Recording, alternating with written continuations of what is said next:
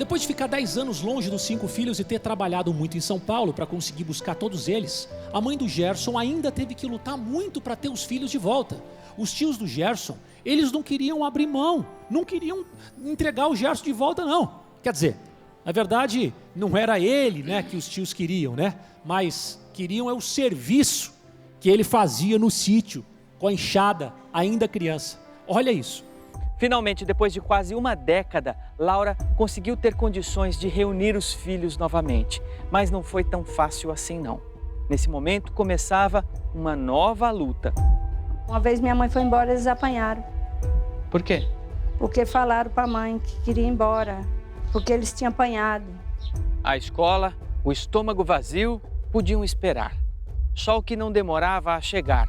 Todos os dias era o castigo. Ele deu uma surra tão braba que ele pisou no menino. É o tipo da coisa, né? Tem parte que é melhor pular. Foi um pouco difícil, viu, essa parte aí.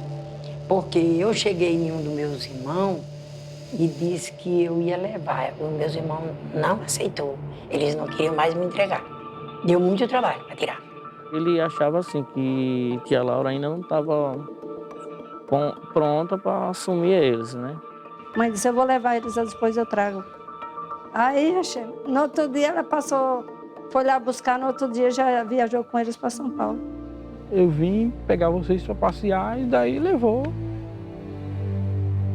Foi isso que aconteceu. Ah, ela não falou que estava levando embora já, Não. de volta? Não. Disse que ia passear. Foi.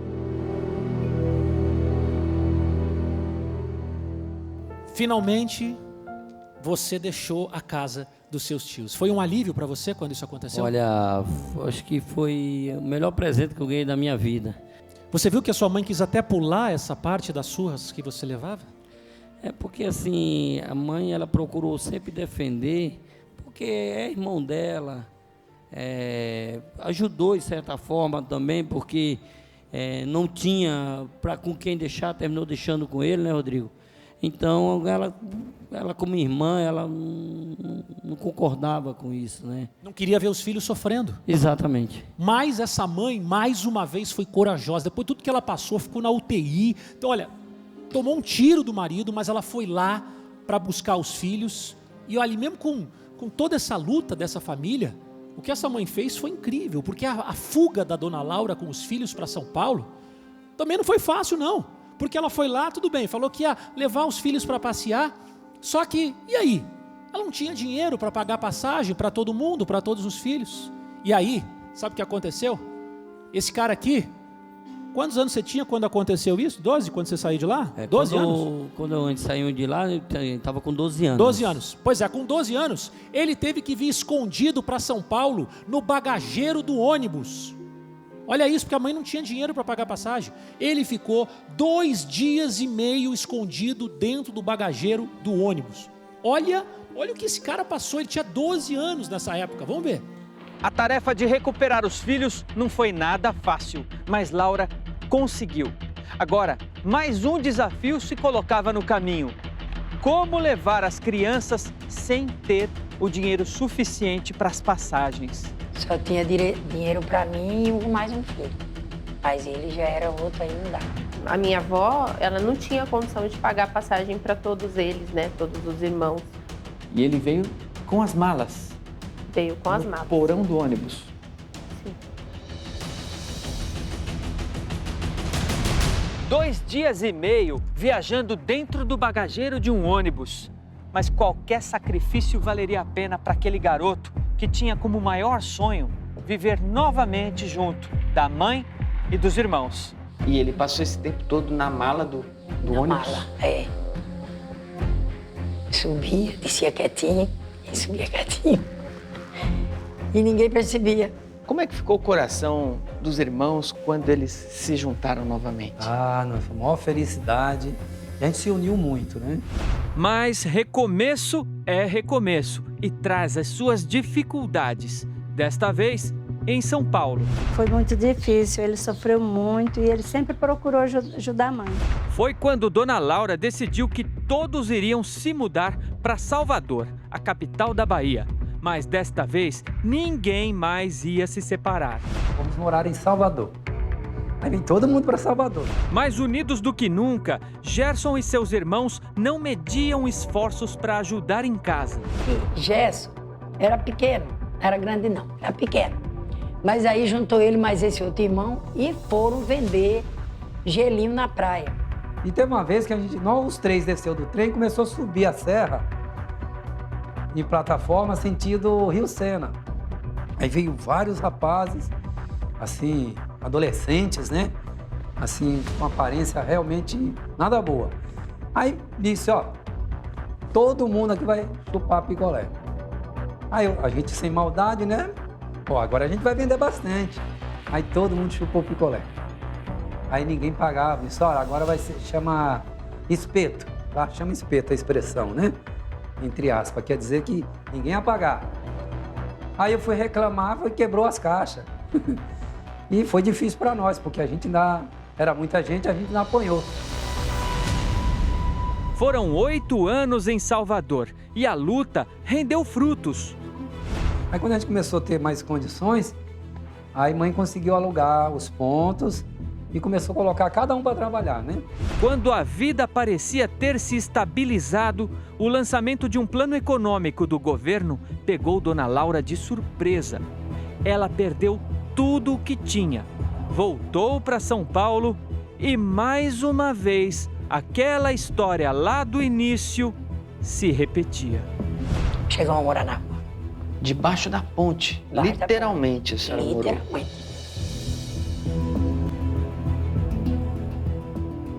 Vocês conseguiram sair debaixo da ponte, aí aconteceu tudo isso, vocês foram para Salvador e depois vocês acabaram voltando de novo pra ponte. a morar embaixo da ponte? E aí você tinha quantos anos quando isso aconteceu? Eu já estava com 19. Com 19 anos. É. Por quanto tempo? Rodrigo, eu posso te falar para você que aí, quando a gente está na rua, a gente perde a noção, mas aproximadamente aí, seus 4 a 5 meses. 5 meses morando na rua, É. correndo todo o risco. Todo risco. E você tentava proteger a tua mãe? A gente dormia agarrado, porque duas coisas, Rodrigo. É o frio, a malandragem, A violência? a violência e as pessoas te oferecendo toda hora. E você dormia abraçado para proteger a tua mãe? Poder proteger, entendeu? Para poder se unir força mesmo com ela. Desistir não era uma palavra que fazia parte do vocabulário do Gerson, não. A partir de agora, a história dele vai começar a tomar um rumo diferente. Eu quero que você preste atenção, porque agora, meus convidados, você de casa, a coisa finalmente vai começar a mudar. E aí, daqui para frente, agora a história começa a ficar mais inacreditável ainda. Como é que pode esse homem fazer o que ele faz hoje? Olha aí. Chegando em São Paulo, Gerson teve que aprender rapidinho a se virar e conseguiu. Do que o seu irmão trabalhou lá em São Paulo, Gerson? De tudo. Como ele era quando a senhora o conheceu? Ele era um garoto muito esforçado, viu? Um garoto que ele não ficava parado não, vendia o gelinho dele, tudo que ele podia estar fazendo para ganhar um dinheirinho, ele estava fazendo. Ele era muito esforçado. Eu nunca vi o Gerson de braço cruzado. A gente vendia sapato. Já minha mãe e a Andréia, a mais nova, que é a caçula, vendia roupas de mulheres e de criança. A mãe dele fazia o quê? A mãe dele era costureira também. As roupas eram feitas por Dona Laura numa velha máquina de costura. E a mãe fez todo mundo colocar a mão na massa. Ou melhor, na máquina. O Gerson não costurava? Costurava? Gerson também costura. Todos costuram, todos eles. Aprenderam um pouquinho. Ajudava. Aprendemos a costurar, porque você tinha que consertar, fazer a roupa e às vezes a máquina quebrava. Quando quebrava a máquina de costura lá da sua mãe, tinha dinheiro para o conserto? Tinha não. Ele disse, não se preocupa não, que eu vou consertar e você vai ganhar seu dinheiro. Peraí. Chegou lá, desmontou a máquina toda, montou e deixou a máquina costurando. Disse, mãe, agora tá costurando. Sem saber? Sem fazer curso? Curiosidade, nada? sem fazer curso, curiosidade, entendeu? Ele também aprendeu, porque aprendeu mesmo, porque a cabeça é boa e aprendeu na raça.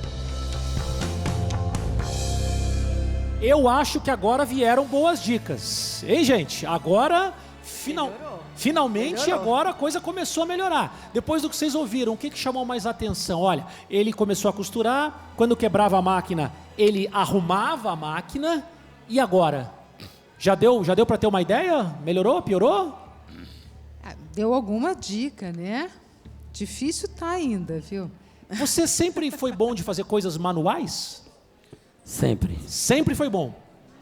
Tá. Não foi bom, tive que aprender, né? Teve que aprender.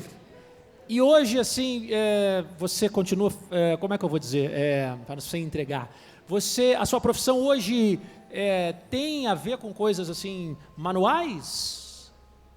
Hoje eu trabalho muito com as mãos. Trabalho muito com as mãos. Meu Deus, essa dica boa, hein? Presta atenção. Bom, gente, estamos caminhando para o final dessa história inacreditável do Roda da Vida. Já já você vai descobrir o que o Gerson faz hoje. Esse homem que já enfrentou tanta coisa na vida, mas conseguiu dar a volta por cima. Então, agora, chegou o momento. Chegou a hora da grande virada na vida do Gerson. Quando ele decidiu que não ia mais sofrer por não saber ler a placa de um ônibus e nem escrever o próprio nome. Você vai ver agora uma das maiores conquistas que esse homem teve na vida. Porque até então, ele não sabia nem ler, nem escrever. Olha aí. Para ele não faltava disposição, vontade, mas se tinha uma coisa que deixava ele magoado, era não saber ler sequer uma placa de ônibus. Ele conta qual era a maior dificuldade dele? De pegar um ônibus. Não tinha dificuldade de pegar um ônibus. Ele não conseguia... Não, né? Tinha que perguntar para outras pessoas. Isso é vergonhoso, né, para ele. Dependia de outras pessoas. Falar para ele o ônibus ou o nome dos lugares onde ele estava, o próprio nome que não sabia, né, assinar. Uma vez ele foi, né, ele pegava o ônibus pela cor e pelo símbolo. Aí uma vez o ônibus veio igual, ele achou que era o ônibus e entrou dentro. Aí chegou lá, se perdeu e aí teve que sair perguntando, pedindo carona para poder voltar para casa. Se de um lado faltava a educação formal, aquela que se aprende nas escolas, do outro lado sobrava uma inteligência para o Gerson que só tem quem precisa muito sobreviver e se virar. Aí ele chegou lá e precisava pegar informação, porque ele não sabia ler, não sabia, né? Aí chegou lá, estava precisando de um emprego. Ele já falou, então eu já fico já, se vocês quiserem eu já fico para trabalhar já. Aí arrumou um emprego lá na hora. Assim foi o primeiro bom emprego que ele arrumou. O que era esse primeiro emprego? Eu sempre ouvi que era numa sapataria. Ele era ajudante de sapateiro. Dali em diante não parou mais. Não parou mais até hoje. Então eu acho que esse foi o caminho que ele usou. Mesmo não sabendo ler e escrever, ele usou as armas que ele tinha. Eu acho que era a necessidade e a vontade de ser alguém na vida. O Gerson sempre esteve ligado nas oportunidades. Quer um exemplo, Rodrigo Faro? Ele chegava muito cedo no terminal de ônibus. Não é que ele estava querendo ir para o trabalho assim cedo, não. Ele pegava a fila e quando chegavam aqueles mais atrasados, ele cedia o lugar dele na fila para entrar no ônibus e não fazia isso de graça. Cobravam dinheiro por isso. Chegava lá, ele pegava a fila na frente, quando outra pessoa chegava, ele vendia para trás de novo e assim sucessivamente. Só mais tarde é que aí sim ele entrava no ônibus e ia para o trabalho. Ganhava uns trocos. Pouquinho, mas ganhava e ia para trás e assim ia.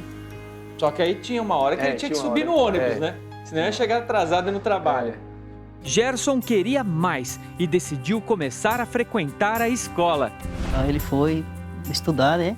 Estudar para aprender a ser alguém na vida. E agora, depois de grande, ele foi estudar.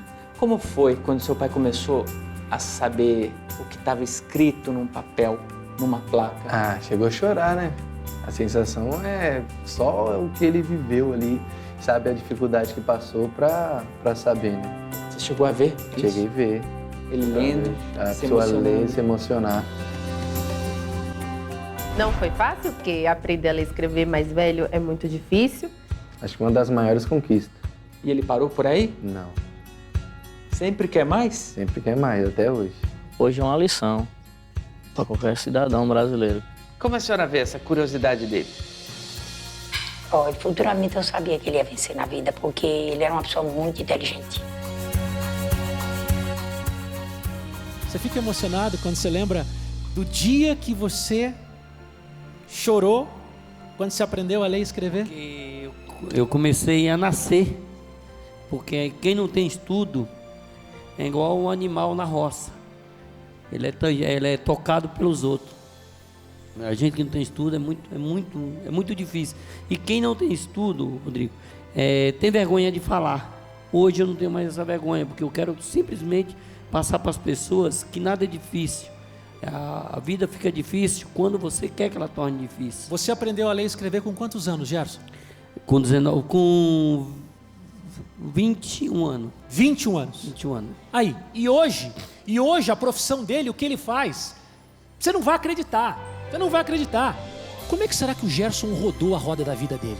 Como é que ele venceu o sofrimento e as dificuldades e se tornou um homem de sucesso? O que ele faz hoje? Você vai descobrir tudo isso. Já já, não dá para perder. O final dessa história é logo depois do intervalo.